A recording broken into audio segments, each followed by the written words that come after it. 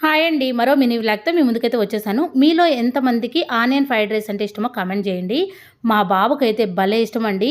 Only ఉల్లిపాయ ఎగురొక్కటి చేసినా ఇష్టం. లేదంటే ఉల్లిపాయతో ఫ్రైడ్ రైస్ లాగా చేసినా కానీ చాలా ఇష్టమండి. ఆనియన్ ఫ్రైడ్ రైస్ నేను ఏ విధంగా ప్రిపేర్ చేస్తానంటే, ఉల్లిపాయ ముక్కల్ని వీలైనంత సన్నగా కట్ చేసుకోవాలి. నేనైతే చిన్న చిన్న ముక్కలను అయితే కట్ చేసుకున్నానండి. ఆ తర్వాత ముందుగా ఒక ప్యాన్ పెట్టుకొని కొద్దిగా ఆయిల్ వేసుకొని ఉల్లిపాయ ముక్కలను అయితే వేశాను. తాలింపు గింజలు కూడా వేసుకోవాలండి. నేనైతే కొద్దిగా తక్కువగా వేశాను. మా బాబు కోసం అయితే తక్కువ చేస్తున్నాను కాబట్టి కొంచెం పచ్చిమిరపకాయలు కూడా తక్కువ వేశాను. పచ్చిమిరపకాయలు ఎక్కువగా వేసుకోండి, టేస్ట్ అయితే బాగుంటుంది. ఉల్లిపాయ ముక్కల్ని సిమ్లో పెట్టి మంచిగా ఫ్రై చేసుకోవాలి. కొద్దిగా పసుపు, ఉప్పు వేసుకోవాలి. తర్వాత కారం కూడా వేసుకోవాలి. కొంచెం ధనియాల పౌడర్ కూడా వేసుకోవాలండి. గరం మసాలా ఉంటే వేయండి. ఇవన్నీ మంచిగా ఫ్రై అయిన తర్వాత ఉడికించిన అన్నాన్ని వేసుకొని అంతా కలిసేలాగా మిక్స్ చేసుకోవాలండి. ఈ స్టేజ్లో ఉన్నప్పుడు కొంచెం కొత్తిమీర వేసుకోండి. అలానే కొంచెం గరం మసాలా వేసుకోండి. టేస్ట్ అయితే చాలా బాగుంటుంది. 5 నిమిషాల్లో ఆనియన్ ఫ్రైడ్ రైస్ అయితే ప్రిపేర్